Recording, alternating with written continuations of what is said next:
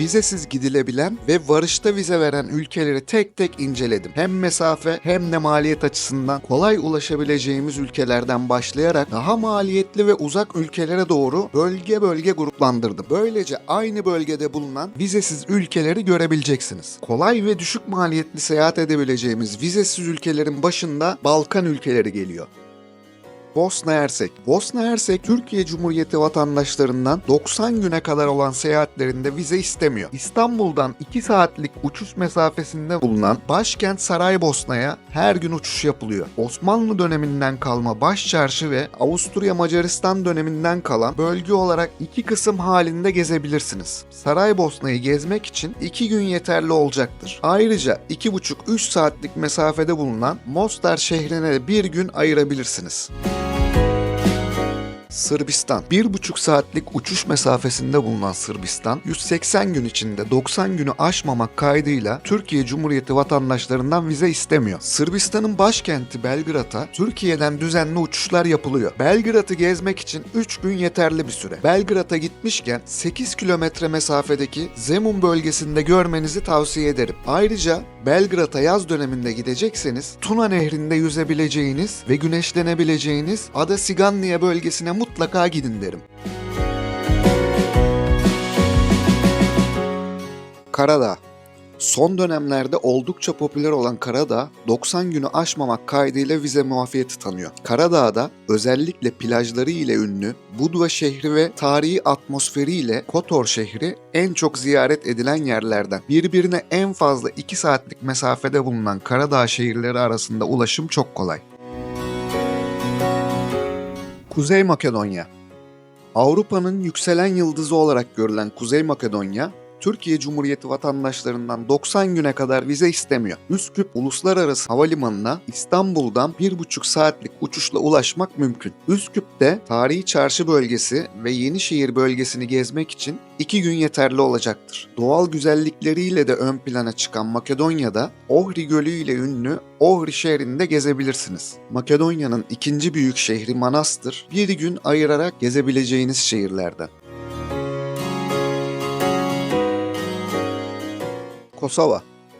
Avrupa'nın ve dünyanın en yeni ülkelerinden birisi olan Kosova, 90 günü aşmamak şartıyla vize istemiyor. 1,5 saatlik uçuş mesafesinde bulunan Priştine'ye sıklıkla uçuş düzenleniyor. Priştine 2 gün içinde gezilebilecek bir şehir. Kosova'da görülmesi gereken diğer şehir ise Türk nüfusun fazla olduğu Prizren şehri. Priştine'den 2 saatlik otobüs yolculuğu ile ulaşılabilen Prizren şehrini gezmek için 1 gün yeterli olacaktır. Arnavutluk. 90 gün süreyle vizesiz bir şekilde seyahat edebildiğimiz Arnavutluğun Tiran şehrine 3 saatlik uçuşla ulaşılabiliyor. Başkent Tiran 2 günde gezilebilir. Arnavutluğun Adriyatik kıyısında bulunan Saranda şehrinde deniz tatili yapabilirsiniz. Osmanlı etkisinin hissedildiği Berat, Elbasan ve en eski yerleşim yerlerinden birisi olan İşkodra birer gün ayrılarak gezip görülecek yerlerden.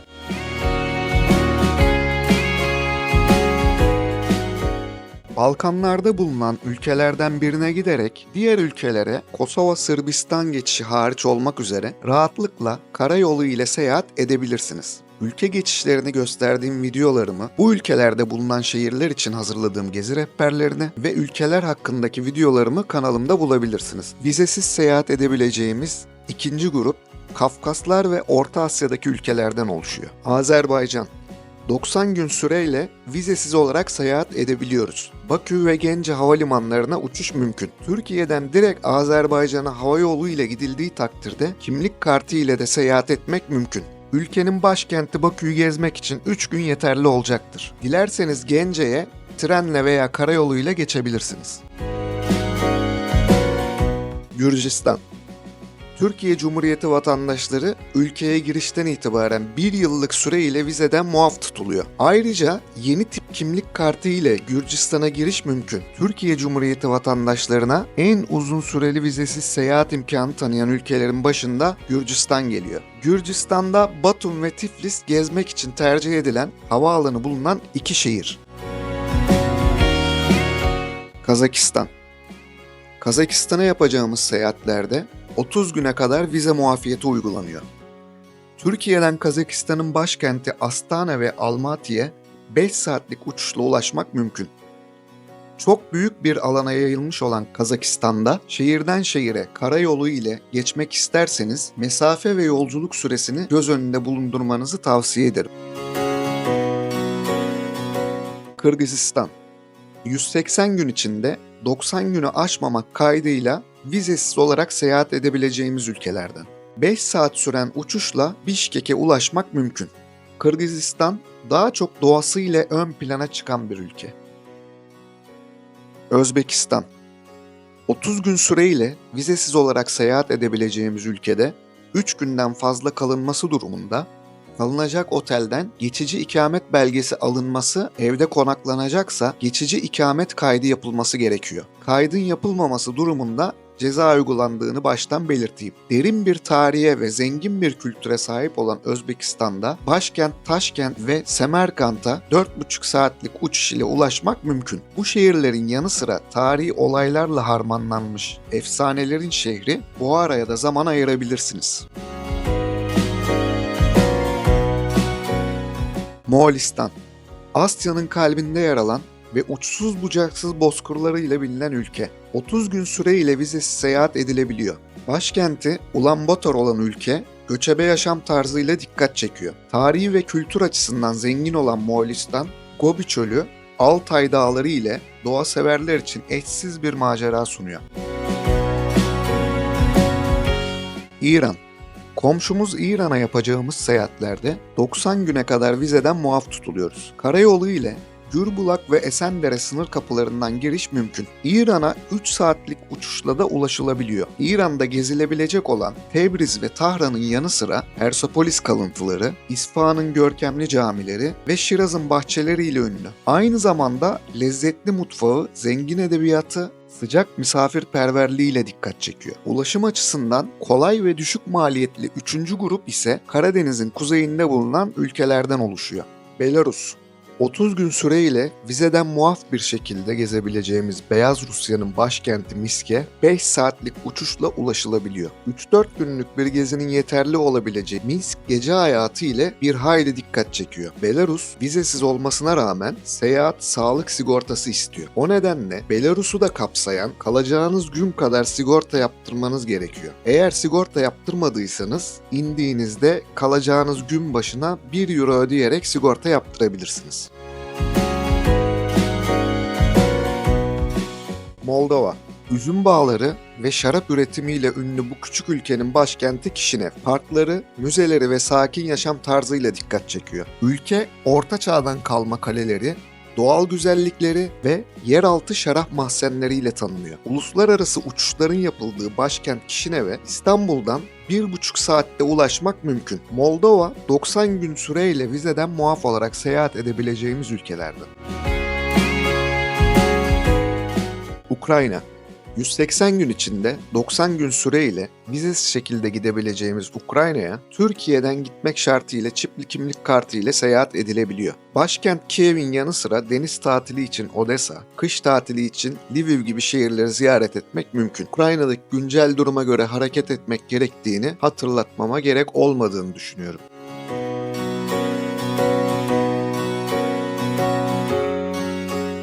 Dördüncü grubumuz Kuzey Afrika ve Orta Doğu ülkeleri. Bu ülkelerin başında Mısır geliyor. Mısır Türk vatandaşlarına vize uyguluyor. Fakat varışta vize uygulaması ile belli bir ücret karşılığında havaalanında vize alınabiliyor. Kahire, İskenderiye, Hurghada, Sina Yarımadası içinde kalan Şarm El Şeyh gibi şehirlere ortalama 2-3 saatlik uçuşla ulaşılabiliyor. Sina Yarımadası'na geçiş veya geliş ile ilgili yasal prosedürleri takip etmekte fayda var. Kahire, Luxor, İskenderiye gibi tarihe doyacağınız yerlerin yanı sıra Hurghada ve Şarm El Şeyh gibi Kızıldeniz'in tadını çıkartabileceğiniz şehirler Mısır'ı her yönüyle cazip kılıyor.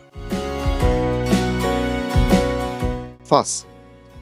Bir başka otantik Kuzey Afrika ülkesi de Fas. Fas'a yapacağımız seyahatlerimizde 90 gün süreyle vizeden muafız. Marrakeş, Casablanca, Fes gibi şehirleriyle ünlü Fas'ta çöl deneyimi yaşamakta mümkün. Mavi şehirde mutlaka görülmesi gereken yerlerden. Casablanca ve Marrakeş gibi şehirlere 5 saatte uçulabiliyor. Tunus. Kartaca gibi Akdeniz şehirlerini içinde barındıran Tunus, 90 güne kadar vize istemiyor. Başkent Tunus'a 3 saatte uçulabiliyor. Başkent Tunus'un tarihi sokakları ve pazarlarını keşfedebilirsiniz. Lübnan. Demografik yapısı bozulmadan önce Doğu'nun Paris'i olarak bilinen Lübnan'a 180 gün içinde 90 gün süreyle vizesiz şekilde seyahat etmek mümkün. Başkent Beyrut'a 2 saatlik uçuşla ulaşılabiliyor. Beyrut'u gezmek için 2-3 gün yeterli. Ürdün. Dünyanın 7 harikasından biri olan antik Petra şehri bu ülkede bulunuyor. Başkent Amman'a 3 saatlik uçuşla ulaşılabiliyor. 180 gün içinde 90 günü aşmamak kaydıyla vizesiz olarak seyahat edilebiliyor.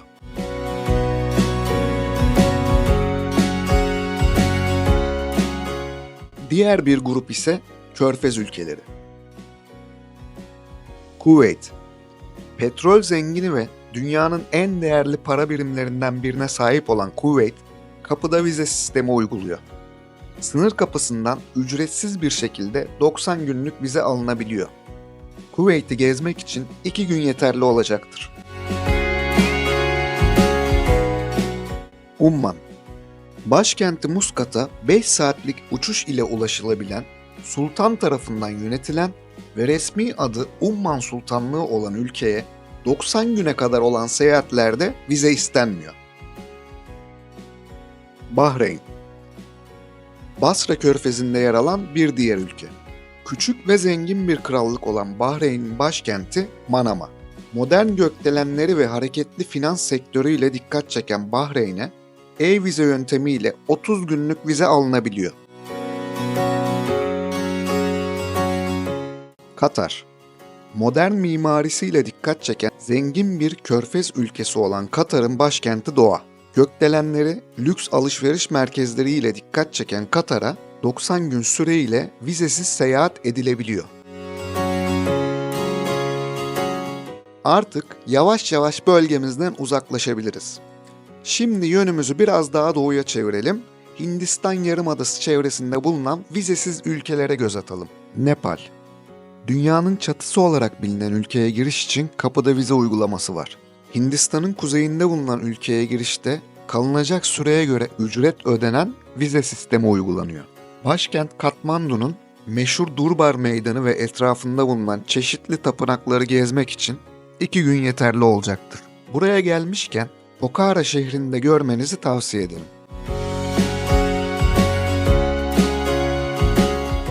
Sri Lanka. Kapıda vize uygulaması olan ülkelerden.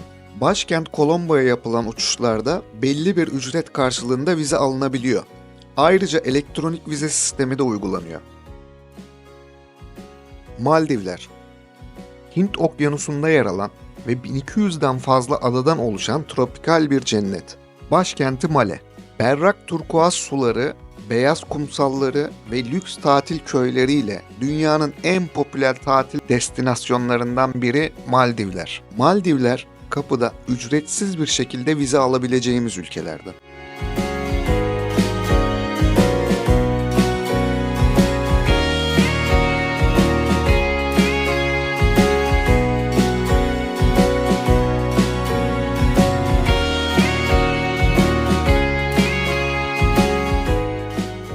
Biraz daha ülkemizden uzaklaşıp doğuya doğru uçtuğumuzda Güneydoğu Asya ve Uzak Doğu ülkelerini görüyoruz. Vizesiz şekilde gezebileceğimiz ülkelerin başında Japonya geliyor.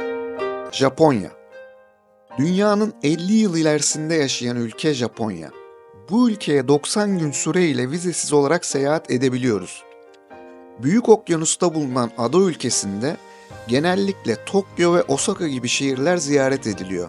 Geleneksel kültürüyle modern teknolojiyi harmanlayan Japonya, zengin kültürü, eşsiz mutfağı, muhteşem doğası ile görülmesi gereken ülkelerin başında geliyor. İstanbul'dan 11-12 saatlik bir uçuşla Japonya'ya ulaşılabiliyor.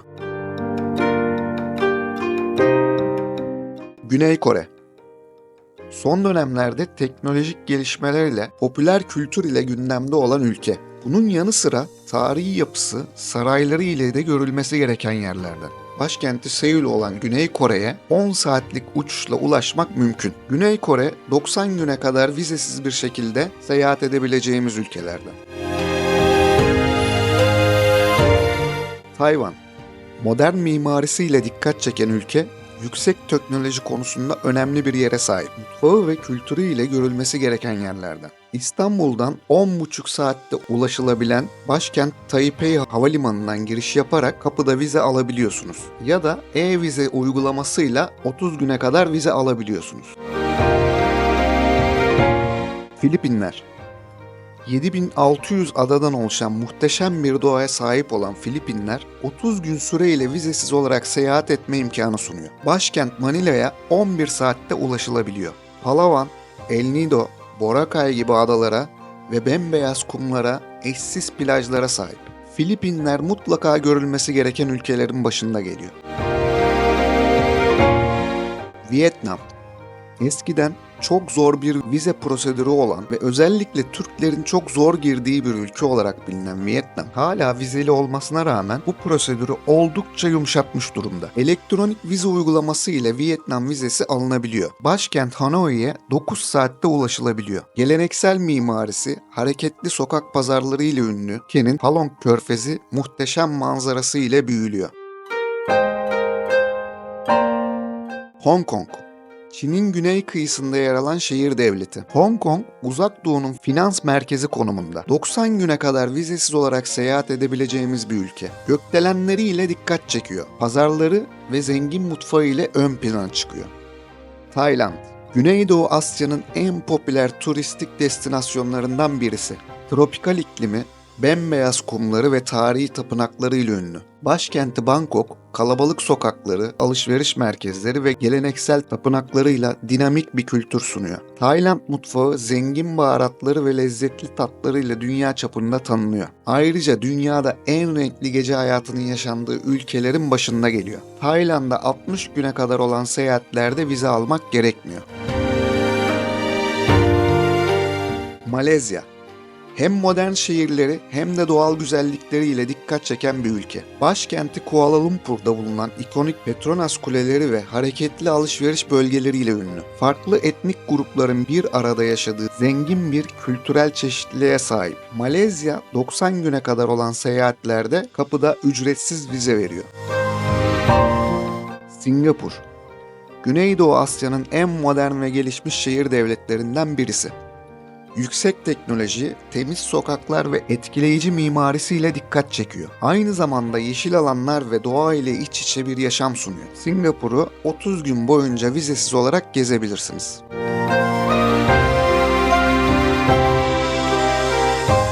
Endonezya, 17 binden fazla adadan oluşan dünyanın en büyük ada ülkesi.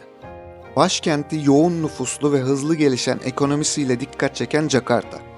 Endonezya denince ilk akla gelen Bali Adası. Muazzam plajları, tapınakları ve geleneksel kültürüyle dünyanın en popüler turistik bölgelerinden birisi. Endonezya volkanik dağları, tropikal yağmur ormanları ve biyolojik çeşitliliğiyle doğa severler için eşsiz bir cennet sunuyor. Ülke zengin kültürel mirası, geleneksel dansları, müzikleri ve mutfağıyla da keşfedilmeye değer olan ülkelerin başında geliyor. Bu ülkeye girişte ödenen bir ücretle 30 güne kadar vize alınabiliyor. Kamboçya, Angkor tapınakları ile ünlü ülke. Başkent Phnom Penh, tarihi kraliyet sarayı ve hareketli pazarlarıyla dikkat çekiyor.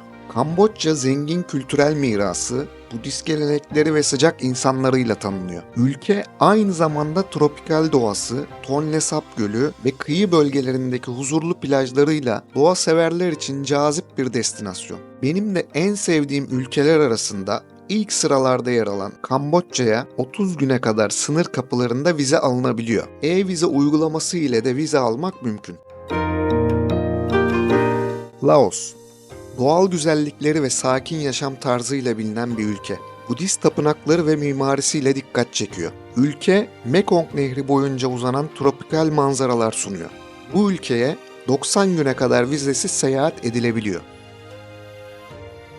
Bu bölgede bulunan ülkelerin yanı sıra çok küçük ada devletlerinin de vize uygulamalarını hızlıca belirtip diğer gruba geçeyim. Brunei 30 gün boyunca vize istemiyor. Doğu Timor sınır kapısında 30 gün vize veriyor. Fiji 90 gün, Tonga 30 gün, Tuvalu 30 gün, Vanuatu 30 gün boyunca vize istemiyor. Vizesiz seyahat edebileceğimiz bir diğer grup ise dünyanın en renkli, hareketli ve sıcak insanların bulunduğu Güney Amerika kıtasındaki ülkelerden oluşuyor. O halde biz bu ülkelerin en hareketli, en renkli, en eğlencelisinden başlayalım. Brezilya. Samba, futbol, deniz, güneş, kum, eğlence, dans. Dünyanın en hareketli insanlarının bulunduğu muhteşem ülke. Bu ülke 90 güne kadar vize muafiyeti tanıyor. Rio gibi denizin, güneşin, gece hayatının tadını çıkarabileceğimiz şehirlerin yanı sıra dünyanın 7 doğa harikasından birisi olan Iguazu Şelalesi gibi muhteşem doğal güzelliklere ev sahipliği yapıyor. Amazonların bir kısmını da içinde barındıran ülke, dünyanın en ünlü karnavalı olan Rio Karnavalı ile dünyanın her yerinden insanı kendine çekiyor. Arjantin, Güney Amerika'nın İtalya'sı. Arjantin 90 güne kadar olan seyahatlerde vize istemiyor. Tango'nun ana vatanı Arjantin, futbolu kadar iyi olan bir diğer şeyi ise sabah kahvaltıda bile yiyebilecekleri kadar lezzetli et işleyebilmeleri. Arjantin et konusunda ülkemizde de ün yapmış isimlerin ilham ve eğitim aldığı ülke. Mendoza gibi üzüm bağları ve şarapları ile ünlü şehirleri de içinde barındırıyor. Peru, dünyanın 7 harikasından birisi olan Machu Picchu bu ülkeyi görmek için yeterli bir sebep. Başkenti Lima olan ülkede Cusco gibi İnka medeniyetinin izlerini yaşatan şehirler de bulunuyor. Amazonların bir kısmını içinde barındıran bu muhteşem ülkeye seyahatlerimizde 90 güne kadar vizeden muaf tutuluyoruz. Şili. Uzun ince Şili 90 güne kadar olan seyahatlerde vize istemiyor. Güney Amerika'nın en modern ülkelerinin başında geliyor. Dünyanın en yardımsever insanların bulunduğu ülke, doğal güzellikleriyle de ön plana çıkıyor. Uruguay, bir dönem kolay vatandaşlık vermesi haberleriyle ünlü olan, yakın zamanda dünyanın en fakir başkanlarından biri olan José Mujica gibi bir başkanın yönettiği ülke. Başkenti Montevideo. Buenos Aires'ten deniz yoluyla da ulaşılabilen bu ülkeye 90 güne kadar vizesiz seyahat edebiliyoruz. Paraguay, Güney Amerika'nın en az Güney Amerikalılık özelliği taşıyan ülkesi. Kendilerine ait dili kullanmaya devam eden ülkede doğa ön plana çıkıyor. Başkenti Asunción. Türklerden 90 güne kadar vize istemiyor. Bolivya, Güney Amerika'nın en ucuz ve fakir ülkelerinden birisi. Başkenti La Paz. Ülke 90 güne kadar olan seyahatlerde vize istemiyor. Dünyanın en büyük tuz göllerinden birisi olan Uyuni, bu ülkeye birçok turist çekiyor. Ekvador, Ekvator çizgisinin geçtiği ülke doğasıyla kendine hayran bırakıyor. Amazonların yanı sıra Galapagos gibi çeşitli hayvan türlerini muhafaza eden dünyaca ünlü adalara ev sahipliği yapıyor. Clitoa gibi kriter gölünü de içinde barındıran ülkenin başkenti Quito. Kolombiya ve Peru'nun gölgesinde kalmış olan ülke benim en sevdiğim ülkelerden birisi oldu. Ekvador'a 90 güne kadar vizesiz olarak seyahat edilebiliyor. Kolombiya, doğası ile ünlü olmasına rağmen başka sebepler ve insanlarla tanınan ülke. Karayip Denizi'ne bakan kıyıları, başka sebeplerle tanınan şehri Medellin, başkent Bogota, Cali gibi şehirleriyle ünlü. Amazonların bir kısmını da içinde barındıran ülkeye 90 güne kadar olan seyahatlerde vize muafiyeti uygulanıyor. Venezuela, son dönemlerde ekonomisiyle gündem olmasına rağmen birçok doğal güzelliğe ev sahipliği yapan ülkeye 90 güne kadar vizesiz seyahat edilebiliyor. Bir diğer kısım ise Orta Amerika'da bulunan ülkeler. Bu ülkelerin başında eskiden Kolombiya'ya bağlı olan, daha sonra ayrılan Panama geliyor. Panama kanalı ile ünlü olan ülke, gökdelenleriyle tanınıyor. Biz bu yönünü biliyor olsak da San Blas adaları gibi muhteşem adalara ev sahipliği yapıyor. Panama'ya 3 aylık vizesiz seyahat edilebiliyor. Eskiden Orta Amerika Cumhuriyeti diye bir ülke vardı. Bu ülke 5 eyaletten oluşuyordu. Güneyinde Panama'yı da içinde barındıran Büyük Kolombiya'ya komşuydu. Kuzeyinde ise Meksika bulunuyordu. Bu eyaletler Costa Rica, Honduras, Nikaragua, El Salvador ve Guatemala'ydı. Bu eyaletler sonradan bağımsızlıklarını ilan ederek bağımsız ülkelere dönüştü. Bunların ilki Costa Rica. Costa Rica, dünyanın doğaya ve hayvanlara en çok değer veren ülkesi. Öyle ki paralarının üstünde bile hayvan resmi bulunuyor. Dünyanın en güzel plajlarına da ev sahipliği yapan ülkenin ordusu bulunmuyor. Bu ülke 30 güne kadar vize muafiyeti uyguluyor. Nikaragua, Granada, Leon gibi şehirleri barındıran, kendinizi 1970'lerde hissedebileceğiniz bir ülke. Bu ülkede Leon şehri yakınlarında bulunan bir yanardağın zirvesinden aşağıya kaymak yaptığım en heyecanlı aktivitelerden birisiydi. Bu ülkeye 90 güne kadar vizesiz seyahat edilebiliyor. El Salvador, zamanın en tehlikeli ülkelerinden bir tanesi. Son dönemlerde asayiş açısından düzelen ülke, 90 güne kadar vizesiz seyahat edilebilen ülkelerden. Honduras, başkenti Tegucigalpa, kısaca Tegus, 90 güne kadar vizesiz seyahat edilebiliyor. Guatemala, başkenti Guatemala olan ülkenin en güzel şehri Antigua. Antigua aslında Antik Guatemala anlamına geliyor. Bu ülke 90 güne kadar olan seyahatlerde vize istemiyor. Belize. Bu bölgede İngiliz etkisinde kalmış tek tük ülkelerden birisi. Belize 90 güne kadar vize istemiyor. Meksika. Dünyanın en geniş ve güzel mutfaklarından birine sahip olan ülke. Bu ülke gerçekten çok renkli ve enteresan insanların ülkesi. Müziklerini yapan mariachilerin etrafında toplanıp eğlenen insanları görebileceğiniz ülke. Cancun gibi tatil şehirleri de görülmeye değer. Elektronik vize ile 30 güne kadar seyahat etmek mümkün. Diğer vizesiz seyahat edebileceğimiz ülkelere geçmeden önce videoyu beğenerek destek olabilirsiniz. Belki de doğa olarak en güzel ülkeleri içinde barındıran grup Karayip Denizi ülkeleri. Jamaika. Reggae müziğinin doğum yeri ve Bob Marley'in memleketi. Tropikal güzellikleri ve canlı kültürü ile dikkat çekiyor. 90 güne kadar vizesiz şekilde seyahat edilebiliyor. Bahamalar. 700 tane adadan oluşan bu muhteşem ülkeye vizesiz olarak seyahat edilebiliyor. Turkuaz denizi bembeyaz kumları ile insanı büyülüyor. Dominik Cumhuriyeti. Bize çok da yabancı olmayan ülke, varışta vize uygulaması ile 30 güne kadar seyahat imkanı sağlıyor.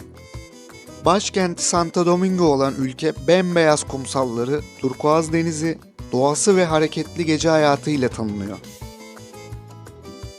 Dominika. Genellikle Dominik Cumhuriyeti ile karıştırılan ülkeye 21 gün süreyle vizesiz olarak seyahat edilebiliyor. Haiti, Dominik'in komşusu ve dünyanın en fakir ülkelerinden birisi. Haiti, varışta vize uygulaması ile belli bir ücret karşılığında 90 güne kadar vize veriyor. Barbados, bir başka cennet gibi ülke Barbados. 6 ay boyunca vizesiz şekilde seyahat edilebiliyor. Trinidad Tobago, genelde bir Afrika kıtası ülkesi sanılan ülke, Trinidad ve Tobago olarak iki adadan oluşuyor. Trinidad adası sanayi ve endüstriyle ön plana çıkarken Tobago ise doğal güzellikleriyle tanınıyor. Başkenti Port of Spain olan ülkeye 30 güne kadar vizesiz şekilde seyahat etmek mümkün. Bu bölgede bulunan küçük ada ülkelerinde hemen hızlıca sayalım ve diğer grubumuza geçelim. Saint Kitts and Nevis 90 güne kadar, Saint Lucia 6 aya kadar, Antigua Barbuda 90 güne kadar vize uygulamıyor. Diğer grubumuz Afrika ülkeleri. Güney Afrika Cumhuriyeti. Kültürel çeşitliliği ve doğal güzellikleriyle ünlü ülke 30 gün süreyle kapıda vize veriyor. Tanzanya. Serengeti Ulusal Parkı ve safarileriyle ünlü olan ülke varışta ücretli bir şekilde veya elektronik vize imkanı sunuyor. Botswana, zengin vahşi yaşamı ve safari deneyimiyle tanınan ülke 90 güne kadar vize istemiyor. Mozambik, beyaz kumsalları, turkuaz suları ve dalış meraklıları için ideal olan ülke elektronik vize uygulaması ile kapıda vize veriyor. Zambiya, dünyanın en büyük şelalelerinden biri olan Victoria şelalelerine ev sahipliği yapan ülke elektronik vize imkanı sunuyor. Madagaskar, lemurlar, boğabap ağaçları ve renkli mercan resifleri ile eşsiz bir deneyim sunan ülke kapıda vize veriyor. Mauritius, doğal güzellikleri ve lüks tatil olanaklarıyla ünlü ada ülkesi 30 gün vizesiz seyahat imkanı sağlıyor. Seyşeller, 115 adadan oluşan tropikal bir cennet. Bu ülke beyaz kumsalları, granit kayaları ve turkuaz sularıyla ünlü. 90 gün süreyle vizesiz seyahat imkanı tanıyor. Peki siz bu ülkelerden hangilerini görmek isterdiniz? Yorumlara gitmek istediği ülkeyi yazanların hayallerinin gerçek olması dileklerimle. Hoşça kalın.